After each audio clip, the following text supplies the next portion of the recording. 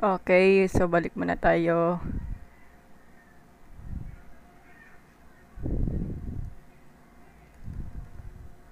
Okay, so good morning ulit. Hi guys.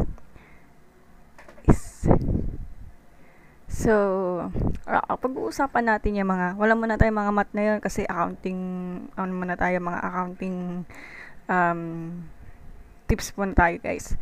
So, accounting essential or first year BSA, pwede naman sa mga ABM,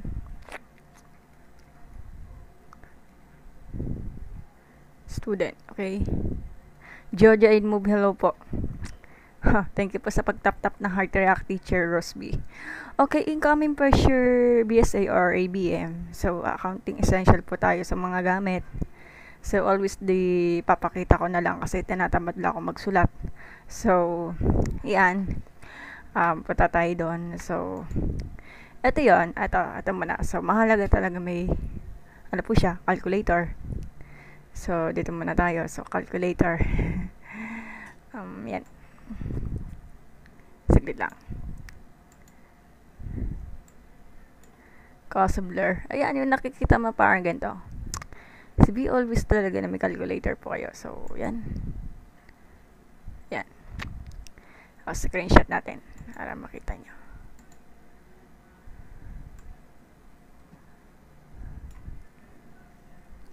Okay, pag ganyan guys, nakikita nyo. So, i-bigger natin yung mga sum natin. Yan. So, ayan guys, set the engineer law po. Accounting muna tayo guys. So, wala muna tayo mga math na yon. So, ito, ano ang tawag dyan? Manual calculator. So, yan. Depende po sa utos ng PRC. So, kung may hawak lang po yon, so 12 digit po yan. Kasi 12 digit po yan. So, 12 digit, so isa, dalawa, tatlo, 6, 9, 3, 6, 9, 12. So, siguro, units, thousand, million, billion, trillion. So, yan. Sa mga 12 digit po, it like this, 12 digit yan. Kasi alam mo naman pagsamani natin sa buong mundo natin, so napakalaki yan, nasa trillion na. Ewan ko na like something. Wala naman kasi yung pinakamayaman sa buong mundo natin kundi yung pinakamayaman sa buong mundo. Ewan ko na lang, search mo na lang doon sa YouTube or kaya sa Google kung sino ba talaga yung pinakamayaman. Siguro yung may-ari ng Tesla. Hindi ko na maalala kung sino yun siya po yung yung binabalita lang po yung papuntang Mars. Tapos ginagawa nila yung microchip parang malagay lang sa ulo. Sino ba yun? Hindi ko na maalala. Kaya mamaya iisipin ko. Okay. So, ito po yung para sa tax ata to. Ewan ko na lang para sa tax ata to. Kailangan may tax nito pa yung ulag. Kasi kailangan ito sa mga manual calculator pag nagtitake po kayo ng SIPALE. So, CPA License Use Examination. Yung SIPALE may magaganap po sa May and October. So, na-discuss ko na po yan dati yan sa dati kong live. Okay. Ang examination ay sa May and October. Depende po sa schedule ng PRC. So Board of Accountancy may hawak noon. So, Board of Accountancy or BOA. Okay? Inom na akong kape.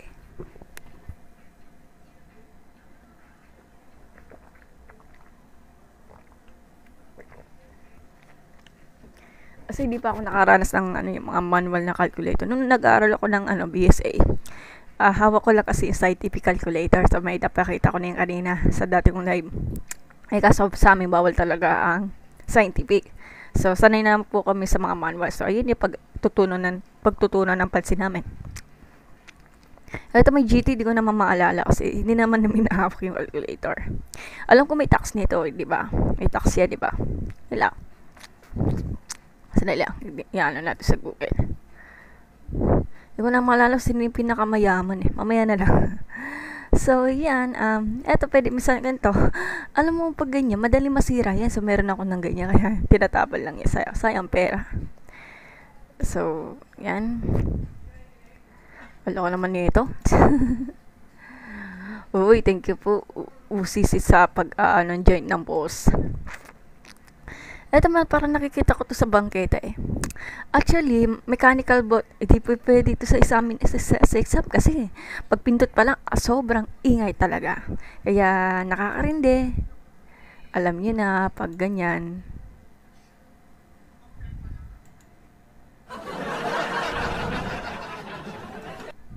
Sakit kaya sa sakit kaya sa tenga yan. Kasi mechanical lang naman eh. Pwede naman tahimikan lang. Alam mo, naalala ko na nag-exam kami. Nakakainis yung kaklase ko. Ang ingay-ingay magpindot ng calculator, may tunog pa. Sabi ko, classmate, pahinaan mo naman yung tunog ng calculator. Hindi ako makakonsentrate sa examination. Kaya, inanahan niya. So, hindi ko alam kung pwede ito tatanggapin niya to sa PRC kasi may tunog to. Maingay. Ewan ko lang. Ay, to, hello po. Pwede ganyan. Kahit basta, ewan ko na lang kasi sabi nga daw sa prof namin, be always lang pag nagtitake po kayo ng sipali, be always is the manual calculator po talaga pag magtitake po kayo ng sipali or certified public accountant licenses exam. Ang hawak po ay Board of Accountancy. Okay, wala lang. So, yan. Parang ganda.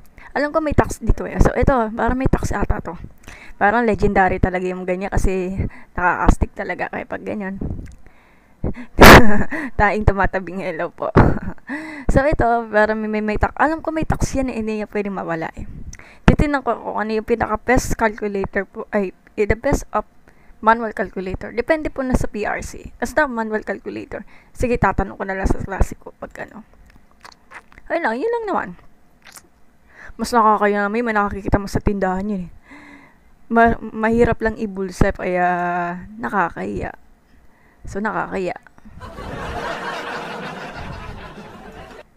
So, yan lang.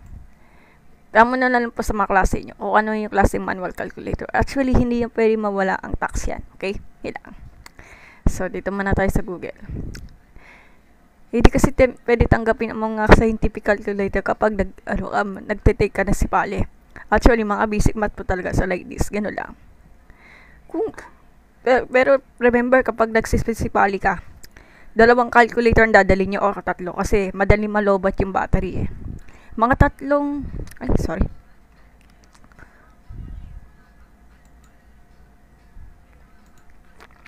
Yung mga 3 calculator, diba? So, 3 calcu na kailangan dalhin sa board exam kasi madaling malobat kasi ang mga battery.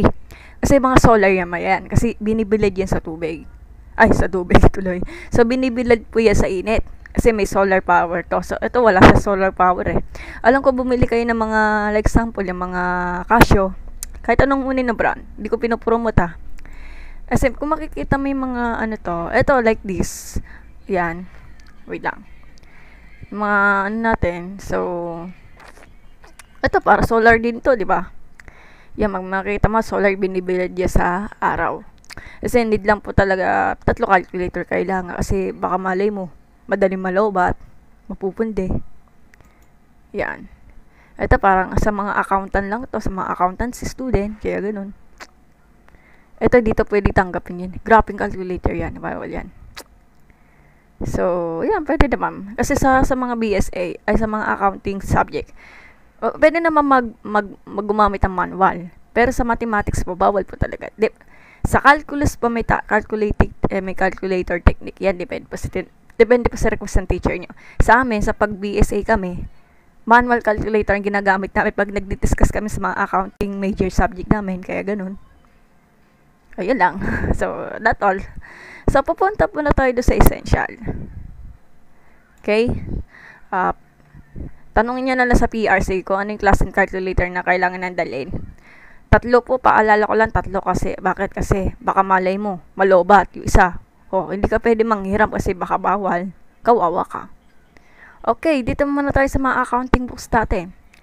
Paalala ko lang, hindi ito pinopromote ah. So actually, kung wala kayo pambili ng books, pwede kayo pumunta doon sa Library Genesis, di ba? Oh, yan. Hindi ko pinopromote kasi hindi naman natin kilala kasi eto, galing to sa ibang bansa to sa mga foreigner. Foreigner na author kasi ang mga accounting. Pwede naman kapag sa Library Genesis, kunwari, Library Genesis. Kunwari lang Ito yan. Kunwari lang may magaganap kasi yung mga ano natin. Yun. Sige, shoutout natin sa mga nag-views natin. So, Nice Fine PH, hello, Paul, James Plaza, Sky One, Brats Skies, Brats Girls, hirap basahin to. Mitch Ban, hello po. I'm Beck Mukelo, Harjeru, si Emlo, si Hiraya, si Sab, si King George, si Pluto, si magbuburatwa. So, Putaro, si Cap Carl, si Sus, hi Sus, si Dave Joseph, si Ois, dito si Matuto, may nanonood yata. Wait lang. Si Engineer K, di ko napansin. Hello po, Engineer K. Hi po. AB, hello po. Okay. Okay, Japanese name, I love synapse. Okay, kusak. Ano nangyari? Hindi siya nag-work. Hindi na legit yung Library Genesis nga.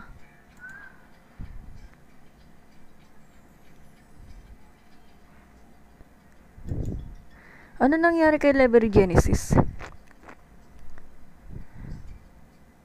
Wala na, hindi na yata active si Library Genesis na yun. Wait lang, hanapin ko na lang.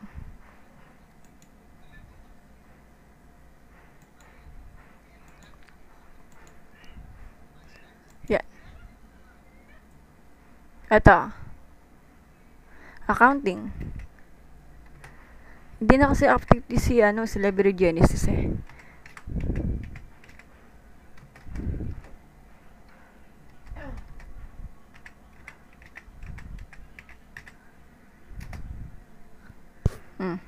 Ayan, ang dami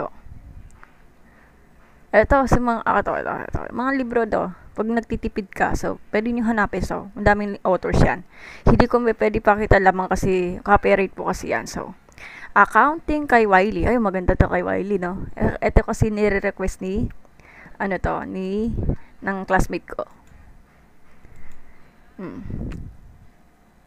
Madami. Kahit lang nang basa dyan. Alam mo kasi pag accounting pinag-uusapan.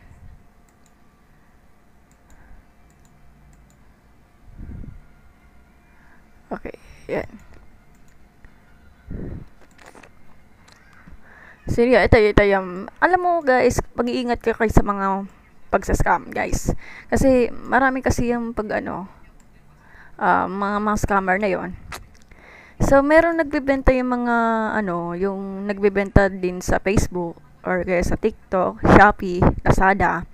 May nagbebenta sila ng mga lumang accounting books na mura. Pero ingat kayo kasi dami nagsascam yan. So, pero pag mas nakakatipid naman. So, ito yon.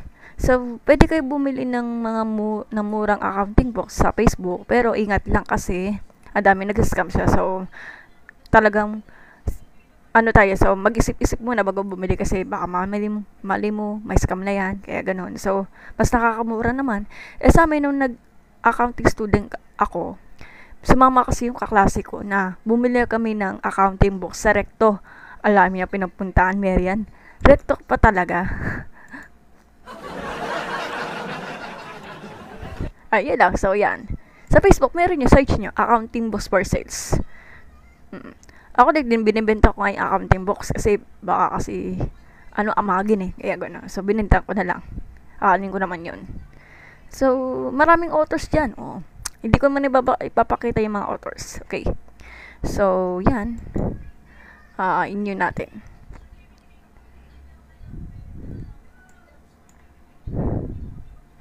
Yan. So, kunwari, si author doon po ng accounting book sa amin, nung nag-BSA ako. So, accounting books, ang author yon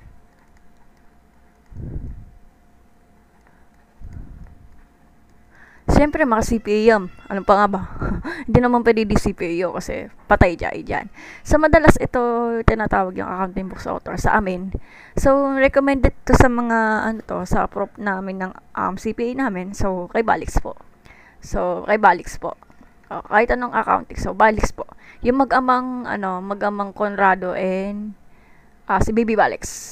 Si Mike Christian, naalala ko yun. Meron ako doon sa ilalim ng nakama ko. Tapos, yung cost accounting po, ayan, pwede naman financial accounting. Tapos, kahit anong accounting subject accounting major namin. Si Balix po talaga may hawak noon. Kahit anong mga accounting major subject namin. Like example, yung mga books of accounts. Si Balix lang po talaga nagiging author noon talaga kasi sikat eh. Tapos, nasa cost accounting po, si Guerrero po. So, binibili ko po yan sa bookstore. Mahal talaga yung books niya, ni Guerrero eh. So, alala ko si Guerrero po.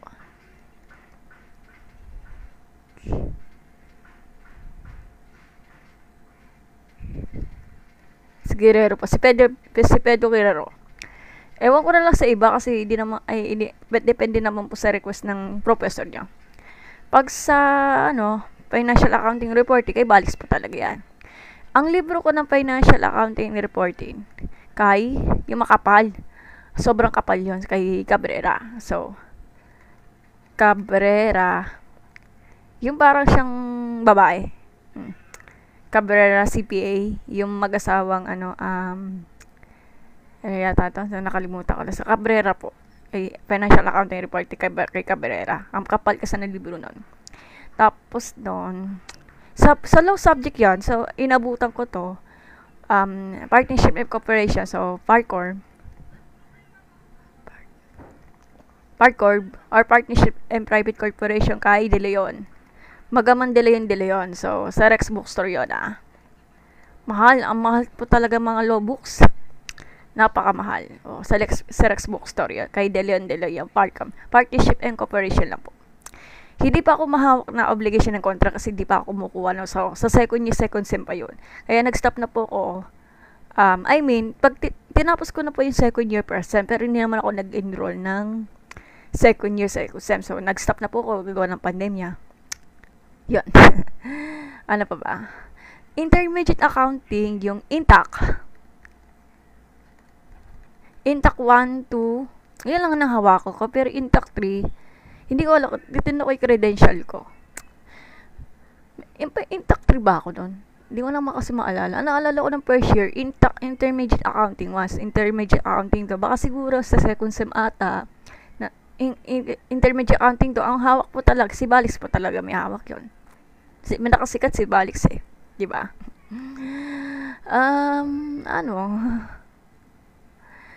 Hindi pa ako nakahawak ng taxation, auditing, kasi di pa nga ako nakapag-enroll eh. May nagsabi sa akin ng isang friend ko sa BSA, madalas pag taxation, di pa ako kumukuha nasa taxation, siguro madalas tinatanong, madalas minabasa si Tayag ata, hindi ko pa sure kasi hindi ko pa nahawak kay Tayag. So, madalas ito recommended sa batchmate namin ng BSA namin sa San Pedro. Ngayon, nakagraduate na yon kay yung may-ari po ng Rio CPA, si Review Center, si Banggawan. Astig talaga si Banggawan. Si Rex Banggawan. Malupit talaga si Banggawan yung taxation kasi more on concept pa talaga yan. Tapos ng auditing problem, sinabi author ng auditing problem kasi wala akong alam.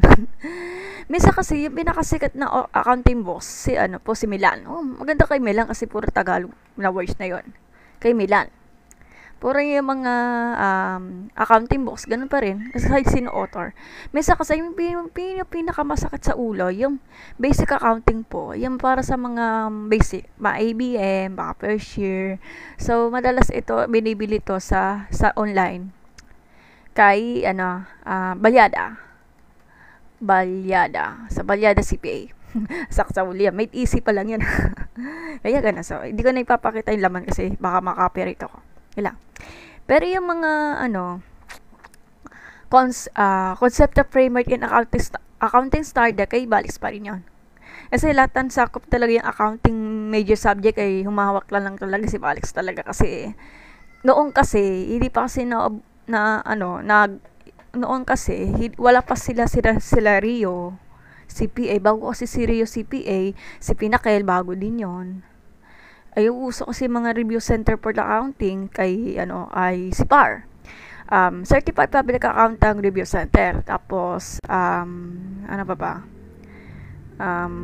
yun lang alam ko kasi sa yung pinakasikat ewan ko na lang sa inyo kung saan kayo nag-review. Oo, kasi marami naman nagpatayo daw itong mga accounting review center sa buong Pilipinas. Madalas si PAR po talaga sana yun talaga yung pinakapatok ng mga mga accounting review center kay Rio ka pumunta.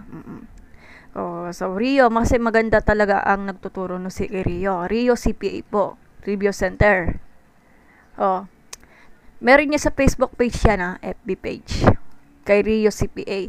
Magandang turo yan. May-ari nun talaga si yung may-ari ng boss natin sa taxation si Rex Banggawan. Followers ako doon kay Rio kasi magaling magturo doon.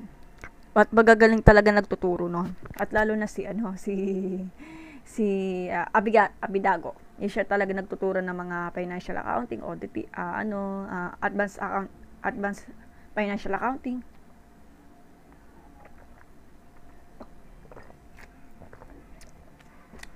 Management accounting kay kay Cabrera. Kasi di ba ako mahawak doon? Kaya wag niyo ako tatanong hanggang second year college na po ako noon. Okay? Kaya ganon. Si PAR, lang. Pinakamatagal yung si PAR kasi siya yung pinakasikat noon. Kaya may kalaban na siya si Rio CPA Review Center. Hindi ko alam kung saan lugar noon Meron silang tumatanggap sila ng online kasi magbabayad ka ng malaki. Kaya doble gastos talaga pag nagpapa-review ka para makuha mo lang yung lisensya mo. Okay? Yun lang. So, next na tayo. Okay na tayo sa books. So, accounting software in the Philippines. Paalala ko lang, hindi ko pa binire-review ang accounting system. So, I'm sorry, yung accounting software. So, introduction pa lang yung sa amin. Sabi na nagtuturo sa amin ng CPA instruction namin. Madalas talaga yung accounting software in the Philippines. Madalas sinatanong Oracle. Yun yung sinabi sa akin ng prof namin Bakit naging accounting software natin? So, ganito pag-uusapan yan. Kasi, uso kasi na yung mga technology na yon. Tapos, maraming transaction na nagaganap. Hindi po kaya kasi i-worksheet yung mga manual kasi, alam mo bakit? Kasi makalat nga lang. Kasi, sa panahon na yon, uso kasi yung mga technology na yun, di ba? Huwag niyo papahirapan sarili kasi para man lang bumilis ang kanyang para lang kasi bumilis ang trabaho, di ba? Noon kasi, di pa kasi nauuso yung computer. Alam niya naman, pag accountant ka, hawak nila yung mga worksheet natin. Di ba, puro papel yun. Damakmak talaga po yung mga files para man lang may record yung mga sa business. Puro worksheet naman po yun. Kung Luminar, gano'n, noong panahon na yun, nung panahon noon, sana yun, software na, para wag niya ipapahirapan sarili. Kasi nilalagay sa Excel. Ewan ko na lang kasi, uso kasi na yung mga technology na yan sa mga computer. Ito yung sinasabi kong software. QuickBooks, madala QuickBooks Ewan ko na lang kasi hindi pa ako kumukuha ng subject namin ng accounting information system. Kasi may subject kami noon. Bakit? Kasi kapag nagtatrabaho kami sa business company, pag dumami na pa yung transaction, hindi na kami maghahawak ng worksheet na manual. O magwa-worksheet. Kasi magsusulat ka naman tapos magaganyan, magbabalance ka. Hindi, dito ka na lang po sa accounting software para mas mabilis na naman. So, cloud accounting software for small business. QuickBooks. Di ba? Yan, naalala ko QuickBooks yun lang. Wala na po akong masabi. Yun lang. Titinan ko. Yun lang. Baka, sino ba nakaranas? Alam ko yung graduate yata ng BSA Kasi pag-aaralin kayo about sa mga accounting software para mas mabilis lang naman. Pag maraming transaction, accounting software gagamitin nyo. Huwag nyo papahirapan na sarili nyo na gumamit kayo ng mga manual na worksheet. Puro papel lang yun kasi makalat lang talaga. Tapos isa-isa, hanapin mo isa-isa. So, nakaka-stress talaga yun. So, mag-ano na kayo, magka-accounting software lang naman po kayo. Yun lang. So, yun lang. Kaya, puro mga software kasi. Parang uso kasi na yung mga technology na yun. Doon nire-record yung utang mo, yung asset. Yun lang. So, teka lang. Ay, may nagsha-shoutout dito. Hello po, si Rice. Si It's Kevin, hello po, si Brandol. Si Riz, si Bryran. Si Nenes68. Si XOXO, hello po. Si Kuya Drugs TikTok, hello. Yan lang. Sandali. Alam ko meron ko Oracle dito eh. Kaya lang. Meron. Paras-paras lang naman ng mga accounting software natin. Sino ba nag-aaral dito ang mga accounting information system na course? May familiar po siya about sa mga accounting system. Accounting information system kasi uso kasi na yung mga technology para mas mabilis nga namang gawin. Hindi na kasi usay mga manual. O, diba? Itong mga accountant to, hindi na sila nagma-manual worksheet kasi matrabaho kasi pag nagsusulat ka ng mga ganda mo, sulat mo, eto, may accounting system na. Yan lang. Sadali lang. Yan, marami. Kung familiar po kayo sa mga BSA student dyan. At hindi lang yon. Yung mga humahawak yata ng mga business, baka siguro sa mga BSBA, entrepreneurship, kasi kahit nakakailangan sila ng accounting, kung hindi nyo kasi alam yung to prove the worth of the business kasi, operating system kasi pagdating sa business eh. Kasi di naman pwede mawala yung accounting. Kasi paano natin malalaman yung record, yung pagkautang mo, yung asset mo. Kaya ganun. Yun lang. Okay, tapos na tayo doon sa accounting software natin. Sunod muna tayo sa worksheet. Ano klase? Para sa mga ABM student dyan, sa mga first year, ano itsura ng worksheet natin? Depende. Depende po sa damin po ng columns. So, ito kasi pag ganyan, ay ano natin. Yan. Ito nakikita nyo. Nakaya natin. Labo. Yan. So, yan. Kapag columnar kasi yan, 14 columns yan, di ba? O, di ba? 14 columns. Siguro pag sa amin po talaga, nung nag-start po kami ng basic accounting, 20 columns po kami. Ang hirap nun. Tapos i-report namin yan, i-explain po sa accounting professor nyo. Yan, napakahirap yun. Ilang. Hindi lang 14 columns na may hawak dito. Minsan kasi mga 20 columns, 15 columns, ewan ko na lang, baka 30 columns, ewan ko na lang kasi depende sa dami ng transaction. Pag kukonting transaction, siguro mga 10. May nakamababa 10 columns talaga. Okay, yun lang. Sa search natin. Paano pa nilalagay ang columns natin?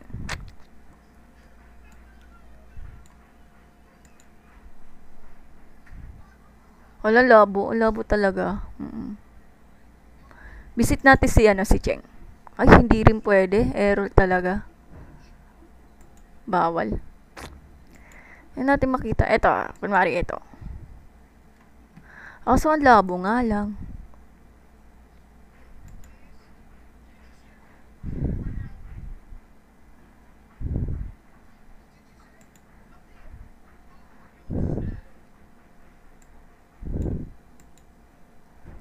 Ayan, ito. Kung nakikita mo, zoom natin. Ayan. Ito, nakikita mo. Ayan. Dito muna tayo. I-zoom natin. So, ayan. Kunwari, ayan. So, ito yung itsura natin yung ano natin. Medyo ang labo kasi eh. Wala kasi yung mga HD nito eh. Kung makikita nyo, ilang columns dito? Siguro mga... Ano daw? 13 columns to siguro. Kasi dito ka maglalagay ng mga ano natin, yung pangalan natin ng account names. Kunwari, cash. Accounts receivable, ililista ko magkano yung amount, kada transaction. Kasi depende po yung sa tinuturo nyo ng professor nyo. So, yun lang. Hindi pwede mawala ang date. Kasi dito nilalagyan ng date kung ilang up po yung mga accounting number natin sa business na, sa ano natin, sa account names natin. Depende. Kailangan aralin mamuti yung books sa accounts eh. Importante yung kay balik. So, yun lang. Boring. So, ayan. Ito po yung itsura for the ano natin. So, ito meron po 11 inches, 16 inches. Ilang. Ayan. Ayan. So, itong mga columns na to, depende. Dito may nilalagay yung date. Ito ba yung date dito? Tapos yung number of the accounts name natin. Kunwari yung cash, siguro mga 1,001. Aralin niyo mabuti yung mga ganito. Ay, baka bawal. Baka may violation ako dito. Wala naman. Buti naman. So, ayun lang. Nakikita. So, yun na natin. O, daming ko. May mga worksheet, gano'n. Tuturuan kayo ng accounting professor nyo kung paano talaga magsulat. Yung mga pinaka-title na account book, ay yung pinaka-title ng business name nyo, yung mga date nyo, tapos sililista nyo yung mga account list na kung magkano yung maging amount. May date po yan. Ganun lang yon. Ito, kunwari, by example, ito, journal, oh. Iba to, sa ibang bansa lang yan. So, kung makikita mo, guys, depende sa tinuturo na yung mga bookkeeper. Kasi madalas bookkeeper, accountant. Ang bookkeeper kasi, magkaiba ang bookkeeping sa accountant.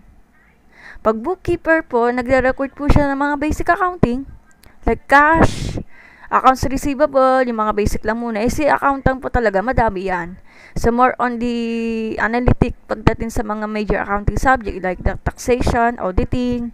Si bookkeeping kasi, mga basic accounting, pinagtutunan yung pansin, di ba? Ito, yung mga, ito, debit credit, general, oh. Sales credit, oh. Ganun lang. Ay, sa low po, at si Bing Bang, si Edric, si God of God, si Call of God. Ayan lang. Nilista mo lang. Document number, depende po sa natuturo nyo ng bookkeeper or yung mga accountant. Post reference, iba ko to eh. Sa amin talaga, tinuro sa amin nung nag-first year college po kami noon. Hindi lang po BSM may hawak ng fundamentals sa accountancy, business and management. Meron yung mga HRM. Kasi bakit HRM? Akala nila pag HRM walang math? Hindi. Kasi may accounting po kasi ang mga HRM student. Or sana yun, hospitality management, tourism. Kasi, ano yan eh, more on business po kasi pag, pag HRM ka. Yun yung pag tumatayo ka ng restaurant, tapos i-recruit mo yung magkano pinibili mo na sangkap, yung utang mo, yung expense mo, kasi kailangan nila lang basic accounting kasi di pwede mawala yun, okay? Yun lang. Wait lang. So, well, kahanapin ko nga to. Kasi pinagtatapon na namin yung yung mga columnar eh. Nagtapon na kasi tapos na ako dyan. Yun, ito, naalala ko, at ito columnar book sa mamaya ko ipapakita. Kailangan na pag nagsusulat ka ng mga natin, yung, ito. Ayan o, ito, panoorin nyo doon sa, may YouTube channel yan. Pag-usapan natin yung mga accounting tutorial doon sa YouTube. Hindi ko pwede pakita kasi bawal yan. Accounting cycle step number 5. Sa worksheet po yan, ito, panoorin nyo. Siya yung nakakalam kasi si Piata nagpo-posto. Preparation of the worksheet including adjustment entries. Pwede yan. So, ito, parang naabutan ko na to guys eh. Trial balance debit credit. Dito may nilalagay yung pinaka-amount ng cash, debit credit. Kailangan yung pinaka-mababa, yung mababa is balance po talaga yan. Ayan, so, kasi di kita eh. Teka lang. Ano natin? So, di pa kita. So, yan. Yun natin. Ayan. Ayan. Ayan. Hindi ko na yung, isa-isain kasi. Ito kasi pag ganyan, lakayan natin. Yan. Ito. So, kukumpara natin pag ganyan, guys. Punta kayo daw sa Filipino Accounting Tutorial. So, isa siyang accountant ata siguro to nagtuturo. Hindi lang yan. So, content creator po siya sa YouTube. So, marami nagpo-post yan about sa mga accounting subject. Ayan nga, Filipino accounting tutorial eh. So, dito nilalagay yung mga nililista. Yung mga account titles natin. Debit credit yan. Tinuro sa amin noon per share. Dito, ang trial balance. O, naalala ko na to. So, trial balance, adjustments, adjusted trial balance, income statement, balance sheet. May katusunod yan eh. Honest equity, kailangan balance po talaga yan. So, marami pagdadaanan niya sa butas na karayong. So, matrabaho kasi, kailangan gandaan niya sulat nyo. Hindi po siya pwede erasure kasi baka mababoy. Kailangan yung pinakaduli sa trial balance. For example, kailangan balance po to make sure na balance po talaga. Hindi naman porket pag-balance kayo, okay na. Hindi kasi, meron to point, yung isang kasamahan mo, magkaiba kayo ng amount, pero balance kayo. Sino ba mas mamali? Ikaw may mali kasi magkaiba kayo ng amount, kahit balance, pero mali pa yung isa nyo. So, baka ito yata may problema. Yung analytical thinking natin. So, mahalaga sa accounting natin, may analytical thinking natin or reading, at saka yung reading comprehension natin, di ba? Wala, kailangan balance. Matrabaho kasi pag yung basic accounting kasi magpupuyat ka para maipasa mo yung sa may ari na business. Doon na yung magaganap yung financial statement nila. Kasi panoorin yung mga accounting tutorial. Okay, yun lang. So, natapos na natin yung worksheet natin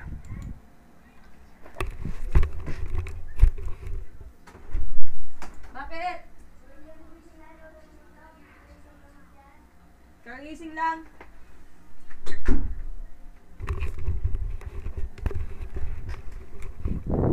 So, next naman po yung column notebook. Ano yun? So, kapag column notebook, depende po yan. So, ito, i-click natin. Labo eh. Yan. So, yan. Okay, ano natin? Dito sponsor Yan. Yan. So, ano yan? Balayakan natin. Actual size. So, yan. Depende po yan sa dami ng transaction. Pag sa daming transaction, 14 po yan. Pinaka madami is 14. Depende sa request ng nagtuturo yan ng accounting. Sa amin ng 14 kasi maraming kang transaction na kailangan sagutan or balance. So, yan.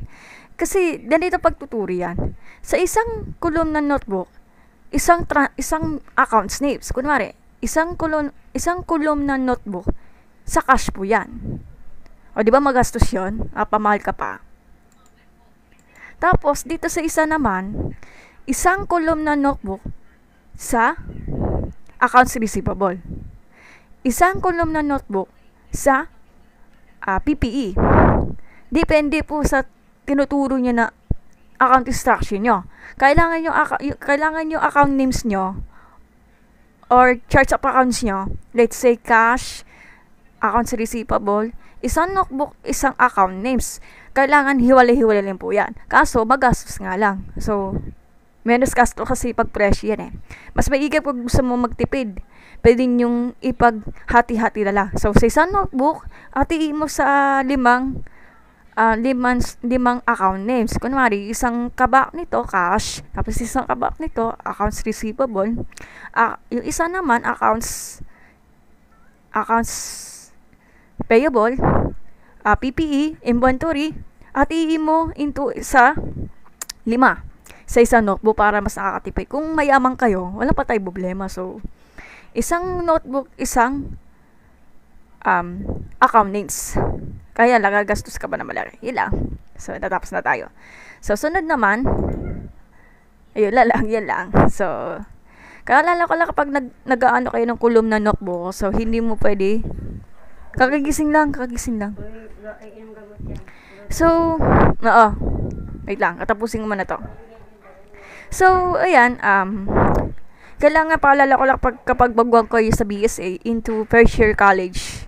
First year college. Baka siguro mga ABM, yung nakagraduate sila ng ABM na strand, alam niyo naman, pinag-aaralin to. Ewan ko na lang kasi yung nagtuturo yung mga ABM student eh. Kung sino talaga nagtuturo. Kapag ABM ka, tapos yung nagtuturo, baka siguro mga accounting graduate, madalas CPA. Ewan ko na lang, kasi yung nagtuturo sa amin, yung first year college po ko, graduate po siya ng Comerence, pero may background po siya sa basic accounting, so tinuro sa amin yan. Diba? Diyan ko sa maba iklog. Nay, ayaw daw ng iklog.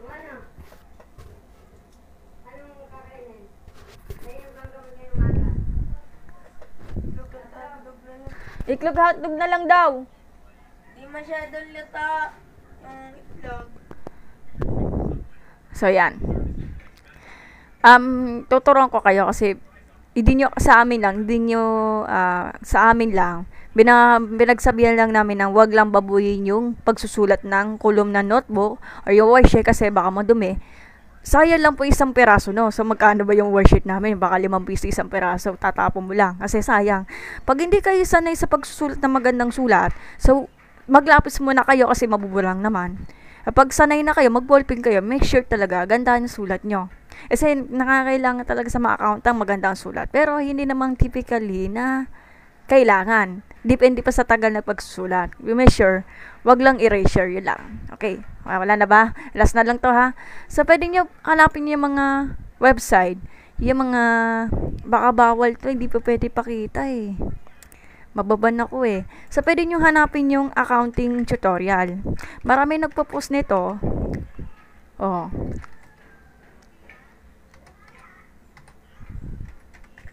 Accounting tutorial po. Oh. Meron Tagalog kasi wala namang masama, di ba? Oh, dami oh. Oh, ito, lalo na si Filipino accounting tutorial. Hindi ko na isa-isahin kasi bawal.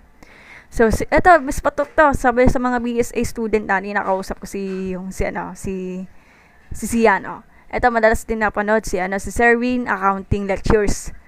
Ang priority kasi si Serwin, ang hawak ko ng reference si Balyada. Puro kasi mga basic na accounting na tuturo. Hindi lang yon sa mga accounting major subject, tinuturo niya si Serwin. So, follow up niya si Serwin sa YouTube. Ito yung nag-BSA ako. So, ito yung pinapanood ko, Philippine Accounting Tutorial. Ito, wala pa to eh. Kasi bago lang po siya. Ito, mas matindi si Pinakil eh. Oh. Isa siyang review-centered po si Pinakil. Si Sir Brad De La Cruz. May-ari no.